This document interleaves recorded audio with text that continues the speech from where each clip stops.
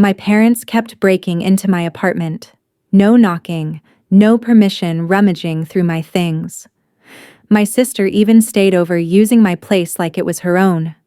So I quietly moved away, cut off contact, and let them panic. The security latch was unbolted and the smell of white lilies, a perfume I didn't own, hit me the second I pushed the door open. My name is Brooke. I'm 26 years old, and I've lived in this Chicago apartment for exactly 6 months supposedly to escape the suffocating grip of my family. But as I stared at my coffee table, I saw a set of keys that weren't mine and a half-eaten sandwich sitting on a porcelain plate I only use for guests. My heart hammered against my ribs. Someone had been in my space going through my mail and shifting my furniture just enough to let me know they were here. I thought I'd finally achieved independence, but standing in my own living room at 7:00 p.m. on a Tuesday, I realized my home was no longer a sanctuary. It was a playground for people who refused to let me go. I didn't know then that this was just the beginning of a psychological war that would eventually force me to vanish without a trace. This story of toxic entitlement and my secret escape is a lesson in how far some people will go to control you. If you've ever had to fight for your own boundaries, make sure to subscribe and hit the bell icon so you don't miss how I finally turn the tables on them. 3 days after that unsettling discovery, the intrusion escalated from a mere annoyance to a full-blown professional disaster.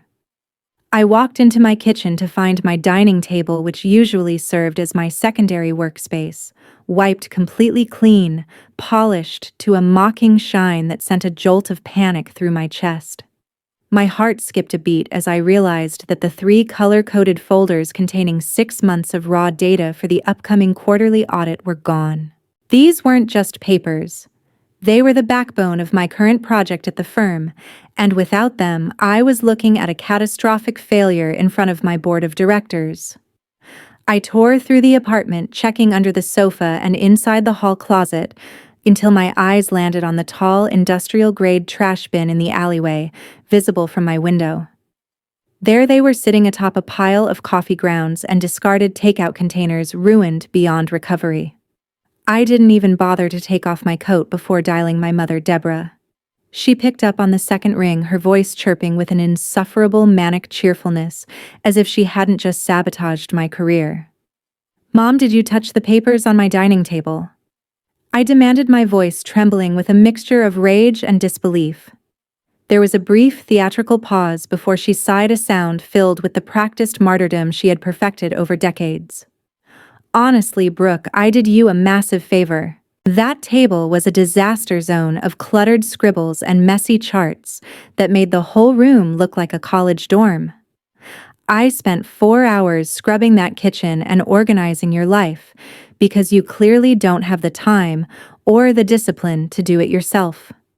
I felt the blood rush to my face as I screamed back, "Those weren't scribbles, Deborah. That was my career. You threw away months of confidential data because you didn't like the aesthetic of my workspace." Instead of an apology, her tone sharpened into a cold, jagged blade of entitlement. "Don't you dare raise your voice to me after everything I've sacrificed. You've become so incredibly selfish and ungrateful since you moved into that overpriced box in the city.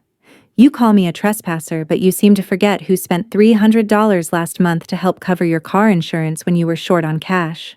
If I'm family enough to pay your bills and ensure you're driving a safe vehicle, then I am certainly family enough to make sure my daughter isn't living like a slob in a pigsty." The sheer audacity of her logic left me breathless. She was using a small, unsolicited gesture of financial help as a permanent hall pass to violate my boundaries and dictate how I managed my own home. "The insurance money was a birthday gift, Mom, not a down payment on my privacy." I countered, but she had already moved on to criticizing my lack of a proper dinner routine. She ended the call by telling me she'd be back later in the week to check if I had bought the correct cleaning supplies. She recommended leaving me standing in the middle of my sanitized empty kitchen, feeling less like an adult and more like a prisoner of her suffocating expectations. The following Friday brought a level of disrespect that made my skin crawl long before I even stepped through my own front door. As I stepped out of the elevator, the muffled bass of a trap song thumping through the hallway signaled that my evening of quiet recovery was already dead on arrival. I pushed the door open to find a scene of absolute chaos. My living room was packed with 5 strangers, laundry strewn across my velvet armchair, and my younger sister Mackenzie, lounging on my sofa with her muddy boots resting on my white marble coffee table. The air was thick with the smell of cheap beer and greasy pepperoni pizza, and the look of pure entitlement on Mackenzie's face as she waved a casual hand at me was enough to make my blood boil. "Oh, hey, Brooke, you're home early," she chirped, not even bothering to sit up as one of her friends spilled a drop of soda onto my rug. "We were just hanging out before heading to the club. Don't be such a buzzkill."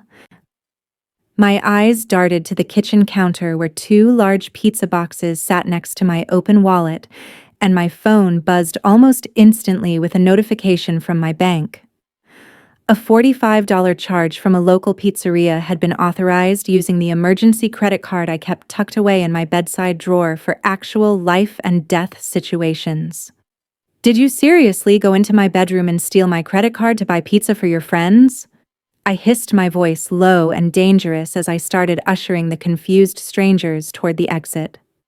Mackenzie rolled her eyes, letting out a sharp, mocking laugh that echoed off the high ceilings. "It's just $45, Brooke. You make way more than I do. And Mom said you wouldn't mind helping out your baby sister for once." The audacity of her response was staggering, but the real blow came when I reached for her hand to pull her toward the door, and felt a heavy, familiar object jingling in her jacket pocket. I reached in and pulled out a silver keychain holding a brand new, shiny brass key, a direct replica of my front door lock. "Where did you get this, Mackenzie? I never gave you a key." She shrugged, crossing her arms with a smirk that told me she felt completely untouchable. "Mom got it made for me last week. She said that since you're always working those long corporate hours, someone needs to be here to make sure the plants are watered and the place doesn't feel like a tomb. Besides, it's not like you're using the apartment during the day anyway, so why shouldn't I have access?" The realization hit me like a physical punch to the stomach.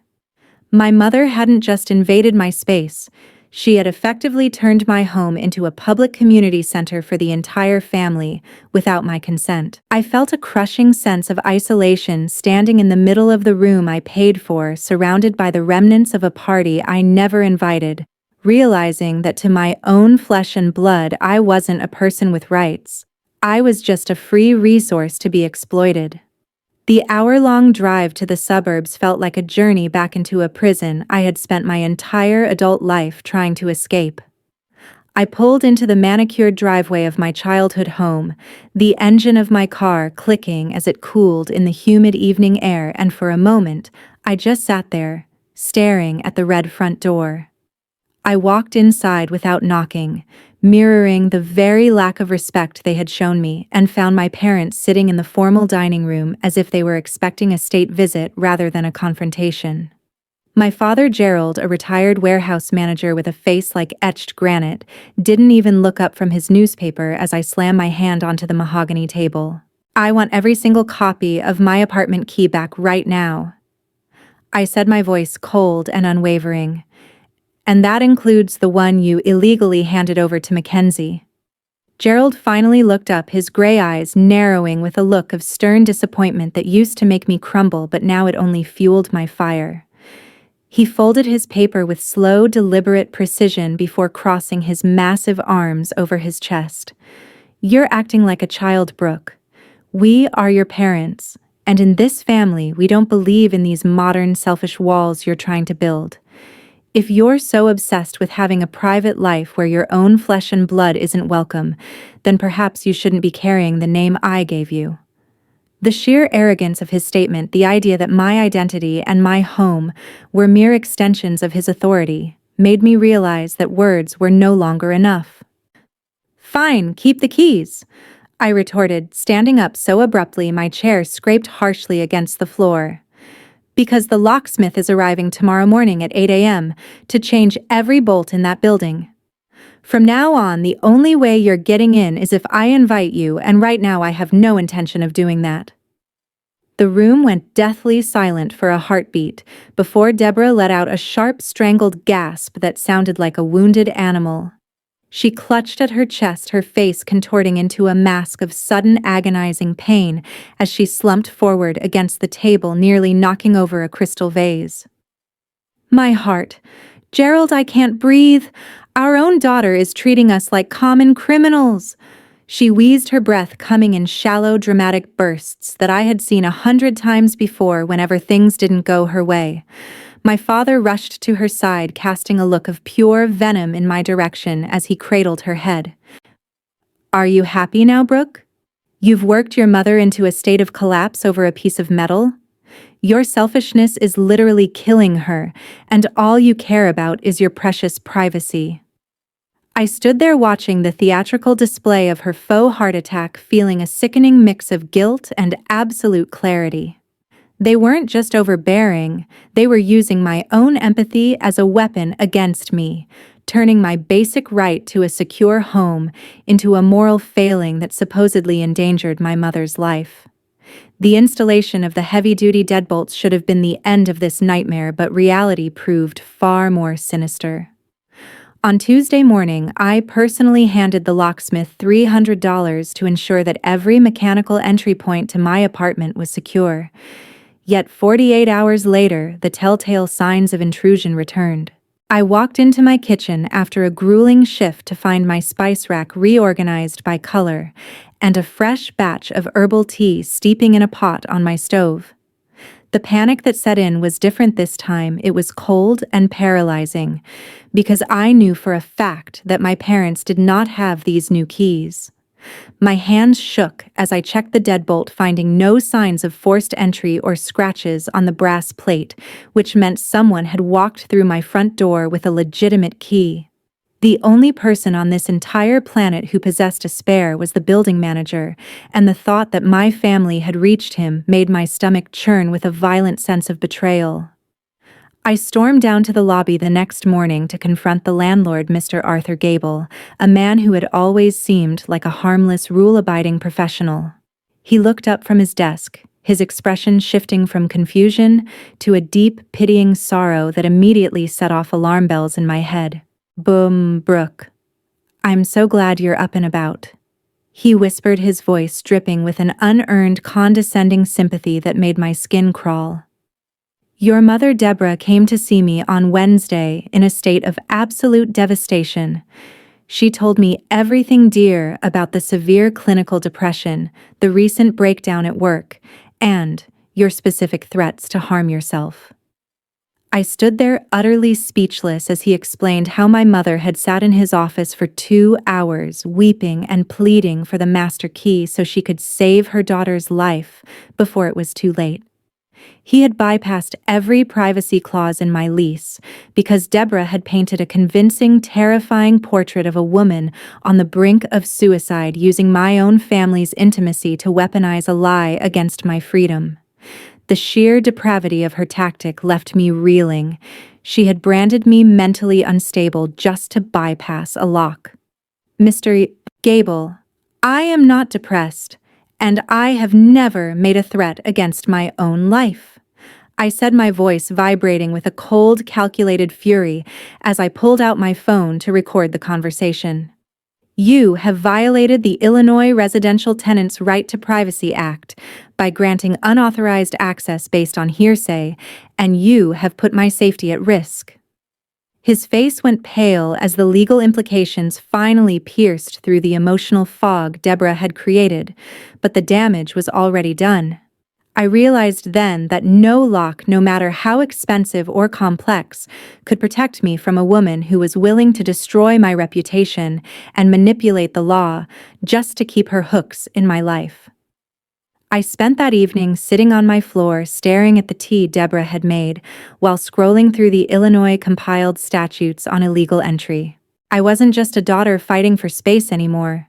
I was a victim of a coordinated stalking effort, and the realization that my own mother was the architect of my misery forced me to accept a terrifying truth. As long as they knew where I lived, I would never truly be safe. Desperation forced me to turn my own home into a surveillance zone, a move that felt like a pathetic admission that my boundaries were non-existent. On Saturday afternoon, I purchased a high-definition Nest Cam disguised as a sleek modern wall clock and mounted it directly opposite my desk and bookshelf. I didn't want to see what was happening when I wasn't there, but the gaslighting had become so severe that I needed physical proof to maintain my own sanity. 2 days later, while sitting in the break room at work, my phone vibrated with a motion alert that made my stomach drop into my shoes. I opened the app, my hands trembling as the grainy live feed buffered and watched in grim silence as the front door to my apartment swung open. Gerald and Deborah walked in with a casual familiarity that suggested they had done this dozens of times before, but they weren't carrying cleaning supplies or groceries this time. They were on a mission. I watched paralyzed as my father moved toward my filing cabinet with the practiced efficiency of a private investigator. He pulled out a heavy folder containing my federal tax returns and bank statements from the last 3 years, laying them out on the dining table while he began taking photographs of every page with his smartphone. His face remained a mask of cold, calculated focus, showing no hint of the concerned parent persona he displayed in public. Meanwhile, Deborah had moved into my bedroom, emerging moments later with my private leather-bound journal. She sat on my sofa, a small, triumphant smirk dancing on her lips as she flipped through the pages where I had poured out my deepest fears and my secret plans for a promotion. She wasn't looking for signs of depression or self-harm. She was looking for leverage, scanning the lines of my life to find every vulnerability she could use to keep me under her thumb. The air in the break room felt suddenly thin as I realized the love they claimed to have was actually a sophisticated form of data collection designed to ensure I could never truly leave them. They spent nearly an hour in my apartment dissecting my financial history and my private thoughts, like they were performing an autopsy on a living person. I saw Deborah point at a specific entry in my journal and whisper something to Gerald, who nodded with a dark, satisfied expression that chilled me to the bone. They weren't just checking on me. They were building a dossier of my life to ensure that if I ever tried to defy them again, they would have enough information to ruin my credit, sabotage my career, or manipulate my social circle. This wasn't the behavior of overbearing parents. It was the behavior of captors who were terrified of their prisoner gaining a shred of autonomy. As I watched them finally reset the furniture to its exact original position and slip out the door, I felt a switch flip deep inside my chest. The guilt that had been eating at me since the confrontation at their house vanished, replaced by a razor-sharp, icy clarity. I knew now that as long as I existed in their world, I would never be anything more than a resource to be managed, and the only way to win this game was to stop playing it entirely. The icy clarity that had settled over me transformed into a military-grade operation of total erasure. I knew I couldn't just move across town. As long as I was within a day's drive, Gerald and Deborah would find a way to bleed back into my existence. I spent the following week working in the shadows, coordinating with my regional director to finalize a transfer to our Seattle headquarters, a move that was approved within 48 hours due to my high-performance metrics. I didn't tell a single soul, not even my closest friends in Chicago, fearing that a stray social media post or a casual comment could reach Mackenzie's ears.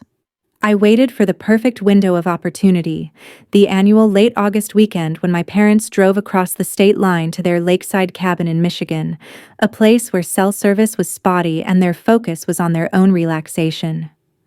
The moment I saw Deborah's out-of-office reply on her email and a photo of them at a pier, the countdown clock began. At exactly 6 a.m., on Saturday, a team of professional full-service movers arrived at my doorstep equipped with hundreds of boxes and a silent efficiency that matched my own desperation.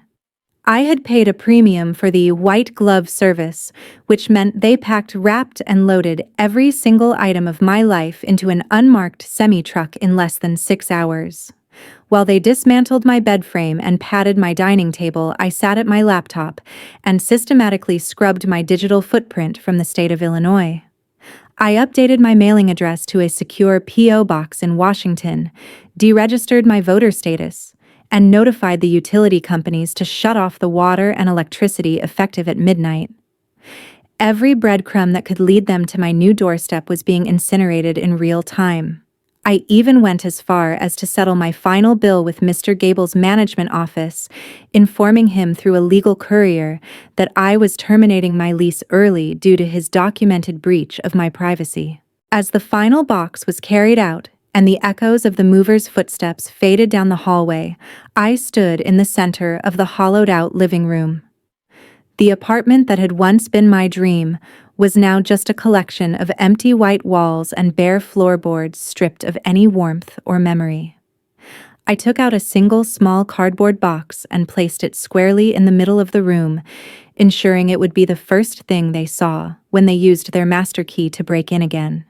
Inside was nothing but a stack of printed screenshots from my Nest Cam, stark, undeniable evidence of them photographing my tax returns and reading my journal, and a short typed letter. "You didn't want a daughter. You wanted a puppet to monitor and a diary to read." The note stated, "So I have decided to give you exactly what you deserve: silence."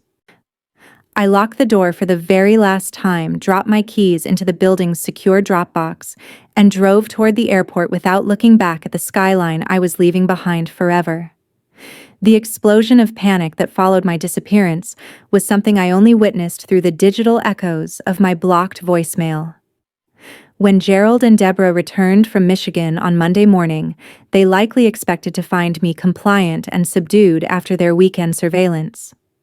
Instead, they walked into a vacuum. According to the frantic, borderline hysterical messages they left before I permanently changed my number, they had spent 3 hours scouring the empty apartment, screaming my name into the vents as if I were hiding in the walls. They called the Chicago police to report a kidnapping, only to be told by a board officer that a 26-year-old woman moving her own furniture is not a crime. Their world, which had been built on the absolute control of my every move, collapsed the moment they realized they didn't have a single clue where I had gone. They had my bank statements, they had my old journal entries, but they didn't have me, and that lack of power drove them into a state of feral desperation that tore their own marriage apart. I didn't give them a chance to find a loophole or beg for a second chance. 3 days after landing in Seattle, I sat in a sleek, glass-walled office and watched a process server deliver the final blow on my behalf. My attorney filed for a formal restraining order in the Cook County court system, citing the video evidence of their unauthorized entries and the psychological manipulation they used to bypass my security. Seeing the court documents served to them at their front door in the suburbs was the only closure I needed. The law finally drew the line that they refused to respect. At the same time, Mr. Arthur Gable received a summons for a civil lawsuit regarding the breach of the Illinois Residential Tenants' Right to Privacy Act. Faced with the threat of losing his professional license and a heavy financial settlement, he provided a sworn statement detailing every lie Deborah had told him, effectively stripping away her concerned mother mask and exposing her as a calculated stalker in the eyes of the legal system. Now, as I sit on the balcony of my new apartment overlooking the Puget Sound, the air feels different. It's crisp, salty, and entirely free of the scent of white lilies. Mackenzie tried to reach out through a burner account to ask for rent money, but I deleted the request without a second thought. She and my parents are now just ghosts in a life I no longer inhabit. Many people think that family is an unbreakable bond, a reason to endure any level of abuse or intrusion. But I've learned that blood is not a permit for betrayal. Choosing myself wasn't an act of cruelty. It was a necessary act of survival in a world where some people will only love the version of you they can control. My life is finally my own, not a dossier's in my father's hands or a messy room for my mother to clean, but a blank slate where I am the only one who holds the key. The panic they are feeling now is simply the weight of the silence they earned, and for the first time in 26 years, I am finally living in a home that no one can enter without my permission.